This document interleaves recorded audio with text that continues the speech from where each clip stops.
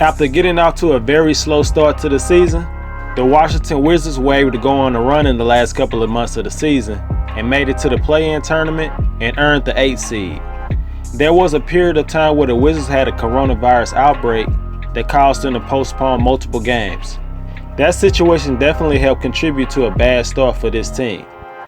Bradley Beal was a little banged up at the end with a hamstring injury, but he gutted it out and played all 5 playoff games. I believe the Wizards will have to make a tough decision between staying relevant and keeping their 2 stars or tearing it all down and starting a rebuild. If they want to stay relevant, it would be a good idea to trade this pick and some other pieces for a more productive, versatile player. But if they decide to keep this pick, they might choose a prospect that's more known for their defense. With the 15th pick in the draft, the Washington Wizards select Isaiah Jackson from the University of Kentucky. We all know that the Wizards are all about offense and plays no defense. Outscoring their opponents has been their strategy to win games in the last couple of years. Jackson is a prospect that can help the Wizards become better on defense. He possesses good athleticism, good bounce, and has great defensive potential. He was a shot blocking machine in his freshman year at Kentucky. Jackson averaged 2.6 blocks per game, and he led the SEC in blocks and was ranked 15th nationally, as he ended up being named to the SEC All-Freshman and All-Defensive teams. As the season went along, his offense started to pick up, and you started to see he could be a respectable offensive player in the NBA. He scored double digits in 6 of the last 7 games of the season, after doing it only twice in the first 18 games. He projects as a center, but at the moment he only weighs around 210 pounds. To be able to defend that position, adding more muscle and strength is a must to withstand the pounding down low against NBA big men. With the 16th pick in the draft, the Oklahoma City Thunder select Ziaire Williams from Stanford University. You can talk yourself into drafting this guy, but you can also talk yourself out of it. Ziaire has all the talent in the world to be a high-level scorer in the NBA, and at times you saw that potential. But for the most part, he was a big disappointment in his freshman year. He came into the year as a surefire top 10 pick who had all-star potential, but his inefficiency and his disappearance in a lot of games dropped his value as a prospect. With a team like OKC, who has multiple first-round picks, they are a perfect team to take a chance on a prospect like Williams. It's probably going to be a while before OKC truly competes for a playoff spot again, and right now they're just looking for talent. Doesn't matter if you're a project or not, they're trying to stockpile the most talent they can with all the first-round picks they got coming in the future. The Memphis Grizzlies exceeded expectations this season as they were able to earn the last and final playoff spot in a tough and competitive Western Conference. The third youngest roster in the league finished with a 38-34 record and lost in the first round in 5 games against the number 1 seeded Utah Jazz. Ja Morant showed what kind of game changer he could be in the play-in tournament and in the playoffs. Dillon Brooks became one of the go-to guys down the stretch, and he came through countless times. There were a lot of guys that showed improvements throughout the season. The most important thing about the Grizzlies is they have to stay hungry.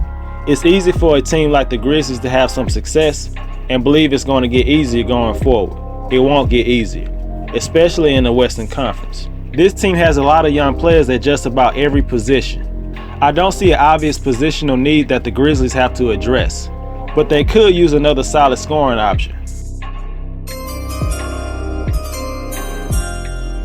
With the 17th pick in the draft, the Memphis Grizzlies select Trey Mann from the University of Florida. The Grizzlies have a nice core with a lot of young talent, but it seems that the team could use another scoring option coming off the bench. Trey Mann could be that guy. Mann is a 6'4" combo guard who can score off the catch and off the dribble. He made major improvements as a shooter from his freshman year to his sophomore year. He made only 27% of his threes as a freshman, but during his sophomore year, he shot 40%. Mann has good quickness and burst to get to the rim and was able to finish around the basket in a number of ways. He's definitely more of a scorer and a shooter than a facilitator. His playmaking skills are a work in progress. He averaged around 3.5 assists per game, while also averaging around 3 turnovers per game. He may need more time to fine-tune his game before he gets permanent minutes in the NBA. The Grizzlies have players like DeAnthony Melton and Tyus Jones as backups at the guard position, so it would really be no rush to get Trey Mann on the court initially.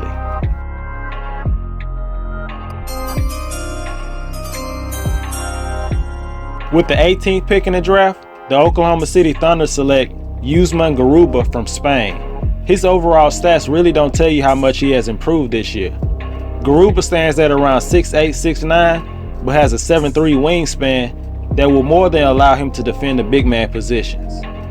His energy, versatility, foot speed, and athleticism has made him a great defensive player and could be one of the NBA's most versatile defenders in the future. Garuba has incredible hands and a relentless motor. He could possibly guard 4 positions. On offense, most of his buckets come at the rim, but he has improved as a three-point shooter this past season as he shot 30% from beyond the arc. He would be the ultimate weapon for any team if he can knock down the outside jumper on a consistent basis. The New York Knicks have the most surprising season of any team in the league. Seeing Madison Square Garden light up in the playoffs was a joy to witness for any NBA fan. There was a reason why Tom Thibodeau won Coach of the Year. With the talent level that is on the Knicks team, to be able to lead them to a top 4 seed in the Eastern Conference is remarkable. This Knicks team's success was built around their suffocating defense. They had the 3rd best defensive rating and were number 1 in opponents' points per game. Julius Randle had an excellent season as he won Most Improved Player, but he was exposed in the playoffs. The Knicks are going to have to make some important decisions in the offseason because staying pat with this roster will not work going forward. This offense has to improve, and Randle cannot be your number 1 scoring option if you want to be serious contenders. The Knicks have 2 first-round picks this year and a high second-round pick. I could see the Knicks trading some of these picks for a veteran player or using them to move up in the draft. With the 19th pick in the draft, the New York Knicks select Kai Jones from the University of Texas. Texas has had the reputation of having big men drafted in the first round, from Miles Turner to Jared Allen to Jackson Hayes. Add Kai Jones to that list. Jones is a lanky, energetic, athletic freak. He will earn minutes in his career because of his rim running, finishing, and defensive versatility. Jones has incredible mobility for a player his size and was able to contribute in transition and in the half court on offense. He is still a project at this point and needs to get a lot stronger to withstand the pounding on a night-to-night basis. He only started playing organized basketball in high school, and he also had a major growth spurt. Jones showed some flashes of a reliable outside game from time to time in his sophomore year. You could see him developing a reliable three-point shot with more repetition. Tom Thibodeau will be more intrigued about what Kai Jones can do on the defensive end. His 7'1" wingspan will allow him to deflect passes, block shots, and contest almost any shot from anywhere on the court. It might take Jones some time to put it all together because of his lack of experience. But when you have multiple first-round picks like the Knicks do, you can afford to take a chance on a guy like Kai Jones. The Atlanta Hawks have definitely overachieved this season. Nobody expected the Hawks to be still playing in the playoffs at this moment and making it to the Eastern Conference Finals. Trae Young has been the most impressive player in the postseason. His play, his trash talking, and swag have definitely left a mark in the NBA playoffs. And his playoff performances could elevate him to superstar status among NBA fans. And we've only seen limited playing time from 2 of their young players, DeAndre Hunter and Cam Reddish, because of injury. I certainly believe that the Hawks could have the same roster next season and still expect steady improvement. This team has a lot of young talent at almost every position. But if there's any position they could use more help at, it's the backup point guard spot. I could see them drafting another guard with this pick. With the 20th pick in the draft, the Atlanta Hawks select Jaden Springer from the University of Tennessee. Springer is a strong, athletic, do-it-all type of guard who has the ideal size and strength for his position. He's one of the most physically developed prospects in terms of strength at his age. He uses that strength to benefit him on both ends of the court. At this point, he's an average ball handler and average passer. Tightening up his handles will improve his offensive game and limit his turnovers. Even though he didn't take many threes per game, he did knock them down at a high percentage. He made 43% of his three-pointers, and he was able to hit shots on the move and off the catch.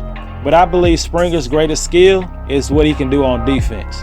Tennessee was one of the best defensive teams in the country, and Springer was one of the major reasons why. He is great at sliding his feet and staying in front of his opponents. This timing and instincts will allow him to potentially become a great defender on the next level. Trae Young is great at a lot of things, but defense ain't one of them. It'll be nice to have a player like Springer come off the bench and bring a great defensive presence at the point of attack for the Atlanta Hawks. With the 21st pick in the draft, the New York Knicks select Sharife Cooper from Auburn University. There's certainly a lot to like about him, but there's a lot not to like about him. Cooper is a maestro with the ball in his hands, arguably the best playmaker in the draft. He can pass with either hand, makes great outlet passes, and can run the pick and roll very well. Cooper has elite speed and quickness to get to any spot on the court. He has excellent change of speed and direction to keep the defense off balance.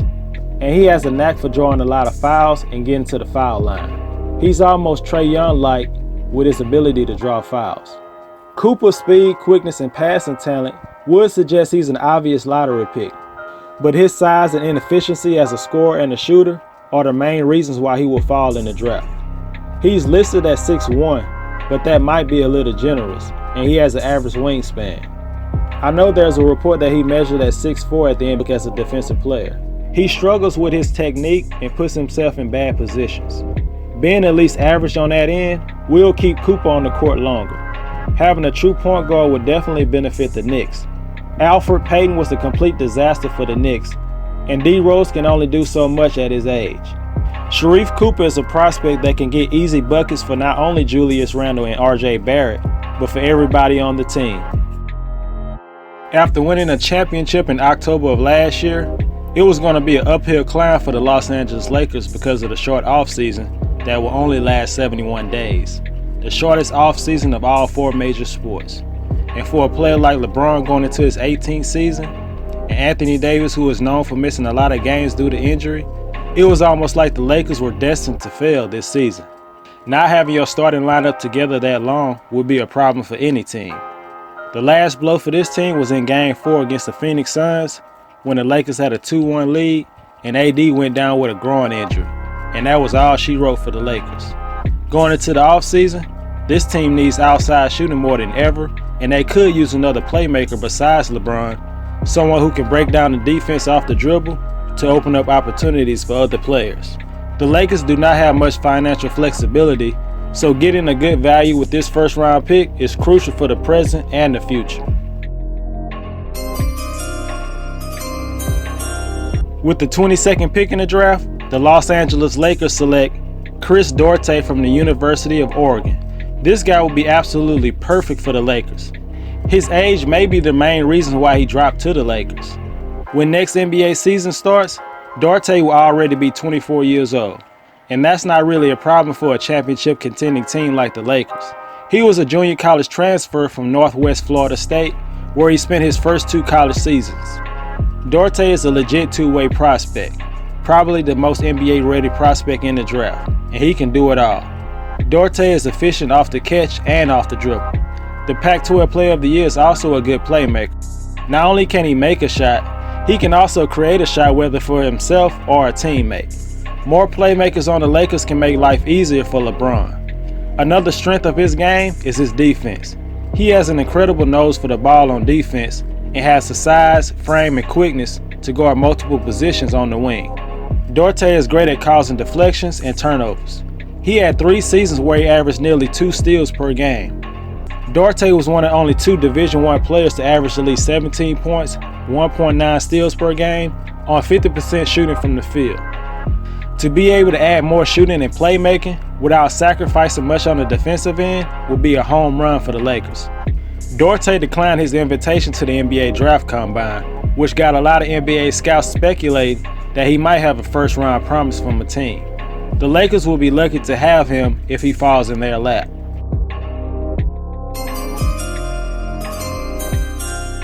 With the 23rd pick in the draft, the Houston Rockets select Jalen Johnson from Duke University. The scouts believe the talent is there for Johnson to flourish on the next level, but there's been a lot of questions about his mental makeup over his time in high school and college. Johnson decided to leave Duke early to prepare for the NBA draft. I believe his inconsistency on the court and him deciding not to finish the season will be what causes him to fall in the draft. The Houston Rockets have 3 first-round picks. They are a perfect team to take a flyer on Johnson. He has good size for a forward at 6'9", 225 pounds. He also has good athleticism, a good handle for his size, is a good passer, and has the tools to be a good defensive player. He didn't attempt a lot of three-pointers in his freshman year, but he did make over 40% of them. He still needs to prove he can knock them down with consistency in the NBA. The talent is there for Jalen Johnson, but does he have the work ethic you need to stick around on the next level? Is he going to do whatever he can to reach his potential, or is he going to mentally check out if he's not in the role he believes he should be in?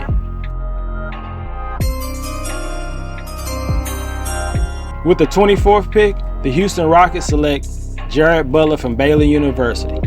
Butler could not have ended the season better than he did, as he helped lead his team to a national championship and was named the most outstanding player. He brings versatile scoring and great defensive instincts that could have him getting some legit minutes in his rookie year. Butler was a 2-time conference all-defensive team selection. While he's able to hang with quick guards, he's also physical enough to withstand the punishment from bigger guards and wings. He has made major improvements to his offensive game. Butler has the handles and shiftiness to create his own shot and the quickness to get by his defenders. And he has a sweet shooting stroke also. During his junior year, he shot 47% from the field and 41% from 3. He also improved as a passer over his time at Baylor, and he can serve as a secondary playmaker as a backup. But Butler got some bad news last Thursday. It was reported that Butler would need to be medically cleared in order to play or practice in the NBA. Butler was reportedly diagnosed with a heart condition when he first committed to Alabama in 2018. He then transferred to Baylor and was later cleared to play as a full participant in each of his past 3 seasons with the Bears. This could be just a long process he has to go through, and he should be cleared eventually. Instead of possibly being a top 20 pick, Butler may fall a little bit because of this news. After looking down and out after the first 2 games against the Dallas Mavericks, the Los Angeles Clippers made the adjustments necessary and were able to avoid a major collapse in the first round. The Clippers have shown a lot of resilience and fight in the NBA playoffs. Just when you thought they were on their way to being defeated, they will bounce back with a great performance. With Kawhi Leonard going down with an ACL injury, it just seems like more evidence that this franchise is cursed. More than likely, he won't come back for the rest of the playoffs, and the Clippers most likely won't advance to the NBA Finals. They are a championship contender, and they have a very high payroll, so finding cheap talent is very valuable for a team like the Clippers. That's where the draft comes in at. With the 25th pick in the draft, the Los Angeles Clippers select Ayo Dosunmu from the University of Illinois. He is known for his intangibles and good size for a combo guard. Dosunmu is tenacious and brings a lot of passion and energy when he's on the court, and that can be contagious. He is a real threat in the open court with his blazing speed, and he should cause a lot of problems for opposing defenses. Dosunmu is a good distributor, and he has a team-first mentality. He improved his outside shooting from 30% in his sophomore year to 39% this past season. But that's something he needs to prove he can be consistent at going forward. He doesn't have supreme quickness needed to get by his defenders on a regular basis. He will have to rely on his basketball IQ, shooting, and size throughout his NBA career. Dosunmu will be a good pick for the Clippers in the short term and the long term. He improved so much in his 3 seasons at Illinois and could possibly be in the rotation as soon as his rookie year, and he still has some room for improvement. The Denver Nuggets dealt with a lot of bad luck before the playoffs when one of their star players, Jamal Murray, tore his ACL. And there's a good chance he could miss most of next season also. Nikola Jokic was able to lead the squad to a great finish to the season and earned a top 4 seed. Jokic is a legit superstar, and he rightfully earned the league MVP this season. With Murray being out, the spotlight will be on a player like Michael Porter Jr. He has so much offensive talent, but needs to work on other parts of his game, like his defense, his effort level, and being a more willing passer. For the Nuggets to trade for Aaron Gordon, they had to give up guards like Gary Harris and RJ Hampton, and with Murray being on the shelf for a while, the Nuggets could go with a guard with this pick.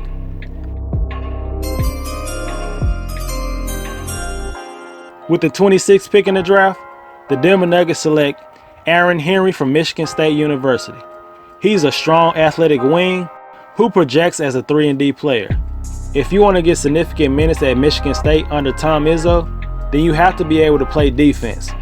And that's something that Henry does very well. He has terrific feet, hands, and timing, and has a great wingspan at around 6'11". And if he needs to get physical with an offensive player, he can do that. Henry understands the game, and he can be disruptive on the ball and off the ball. On offense, he loves to attack the lane and can finish with both hands around the basket. His offensive game has improved over his years at Michigan State as he improved his ball handling, his one-on-one game, and he became a reliable mid-range jump shooter. His three-point shot needs improving as he is not as efficient beyond the arc as he is in the mid-range. Henry is a team player.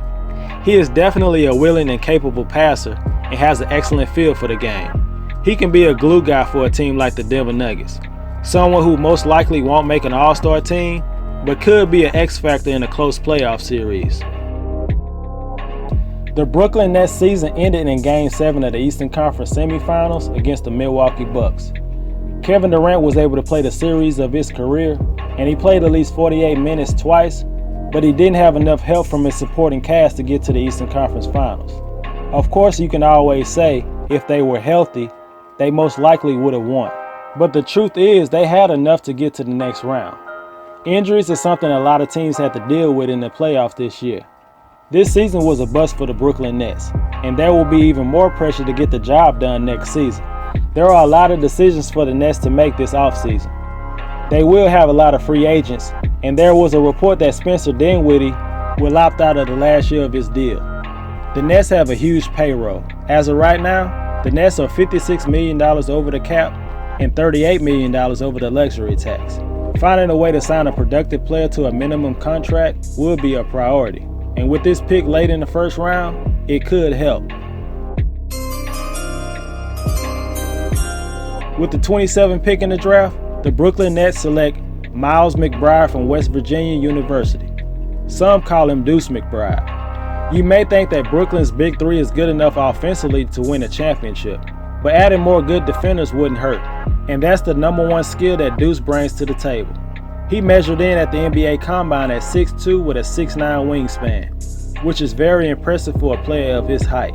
That helps him so much on defense. Deuce can make it real uncomfortable to dribble around him. He is good at denying the ball, anticipating passes, applying pressure at the point of attack, fighting through screens, help side rotations, and blowing up plays in transition. On offense, he's as solid as they come. His entire offensive game has improved over the last couple of years. He knows how to run an offense and takes good care of the ball. Deuce really thrived in catch and shoot opportunities, which will be important playing for the Big Three in Brooklyn. He has the speed and quickness to attack the lane and finish at the rim, and had a knack for drawing fouls as he averaged 7 free throw attempts per game. And when he got there, he converted on 81% of them. After securing the number one seed in the Eastern Conference, which they hadn't done in 20 years, this was supposed to be the year they finally break through and make it to the NBA Finals. Not only did they fail to get to the NBA Finals, but they lost once again in the second round. And now everyone has turned their attention to the former number one overall pick, Ben Simmons, someone who has failed to improve his game since his rookie year. Refusing to be aggressive is unacceptable.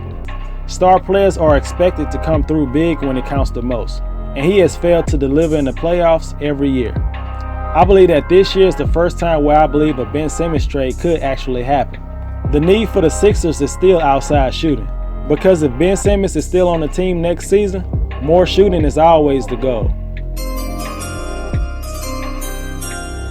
With the 28th pick in the draft, the 76ers select Trey Murphy III from the University of Virginia. When it comes to 3-and-D prospects in this draft, I believe Murphy is at the top of the list. Murphy is a long and lanky small forward standing around 6'9" with a 7-foot wingspan. He might not be the best shot creator or playmaker, but he can knock down the three-point shot. He finished the season as Virginia's best three-point shooter, making 43% for the year. Outside of being a shooter, he can also make an impact as a cutter in the half court and also as a transition scorer. Murphy knows his capabilities and doesn't try to do too much. Every team needs three-point shooters, and Murphy can provide that and possibly more. Playing his one season at Virginia, he definitely improved his defense and has the size and length to be a plus defender on the next level. Along with the Atlanta Hawks, the Phoenix Suns have been one of the most impressive teams in the NBA playoffs. It seems they have everything you need to win a championship. Star players, veterans, high-quality role players, and a great coach. Everyone competes on defense, and once they get going on offense, they're one of the toughest teams to slow down. The Suns have done an excellent job in the NBA draft over the last 3 or 4 years. This momentum started in the bubble last year when they went a perfect 8-0, and the trade for Chris Paul made this team a legit championship contender. The Suns mostly use a 3-guard rotation with CP3, Devin Booker, and Cameron Payne, but I feel they could use another guard with their first and only pick in this year's draft.